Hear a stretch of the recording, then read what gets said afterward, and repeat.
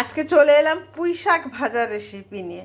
তো পুঁই শাক ভাজা কারা কারা খেয়েছো বলো, কারা কারা খাওনি সেটাও বলবে আমাকে। তো শুধু পুঁই শাক নয়, এটা পুঁই শাকের সাথে কি কি দিয়েছি তোমরা দেখতে থাকো। এই যে ভেন্ডি রয়েছে, ভেন্ডি এইভাবে কেটে নিয়েছি। আর হচ্ছে উচ্ছে, উচ্ছে ভেন্ডি আর পুঁই শাক আর ডাঁটা দিয়ে এটাকে আমি ভাজবো। তো ভাজার জন্য প্রথমে আমি এটাকে সেদ্ধ করে নেব, কড়াই দিয়ে দেব। এটা সেদ্ধ করে নিই, তারপরে যখন ফোড়ন দেব তখন আবার দেখাবো। পুঁই শাকটা সেদ্ধ করে নিয়েছি, সুন্দর করে সেদ্ধ হয়ে গেছে। তো বলেছিলাম সেদ্ধর পরে আবার আসবো ফোড়ন দিতে। তো চলে এলাম, এবার কড়া বসিয়ে দিয়েছি, তেলও গরম হয়ে গেছে। তো ফোড়নে কি কি দিচ্ছি তোমরা দেখতে থাকো। ফোড়নে দিয়েছি একটা কাঁচা লঙ্কা আর জাস্ট 1 চিমটে পাঁচফোড়ন দিয়েছি, আর হচ্ছে পেঁয়াজ। আর কিচ্ছু কিন্তু ফোড়নে দেবো না। এটাই হচ্ছে শাক ভাজার ফোড়ন। আমি কিন্তু এই শাক ভাজা আগে কোনো দিন খাইনি, এইখানে এসেই শিখেছি। তো একদিন তোমরা করে খেয়ে দেখতে পারো, এটা কিন্তু ভালোই লাগে খেতে। গরম ভাতে বেশ সুন্দর লাগে এই শাক ভাজাটা দিয়ে ভাত খেতে।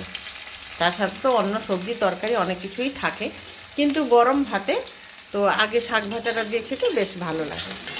এবার পেঁয়াজটা একটু ভাজা ভাজা হয়ে যায়,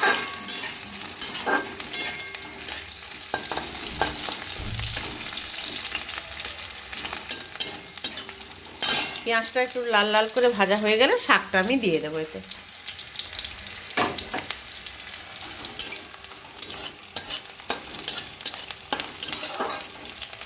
পেঁয়াজটা ভাজা ভাজা আমার হয়েও গেছে, এবার আমি শাকটা দিয়ে দেবো।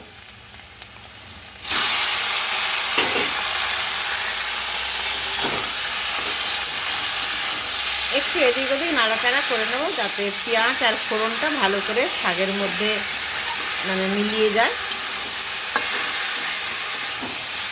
আর কিছুই না বন্ধুরা, এটা একদম ইজি। তো ভাবলাম একটু দেখাই, জানো সবাই তো জানি, তো আমার ইচ্ছে হলো না একটু শাক ভাজাটা শেয়ার করি। তো এই হচ্ছে পুঁই শাকের ভাজা। তো কার কেমন লাগলো অবশ্যই জানাবে। তো পুঁই শাক ভাজা একদিন করে তোমরা খেয়ে দেখো কেমন লাগে। আর একটা কথা বলি বন্ধুরা, কেউ কিছু মনে করো না। তো কেউ যদি কারুর পরিবারে না আসতে পারে 2-1 দিন, কিংবা কারুর লাইভে, এটাকে কেউ খারাপ ভাববে না।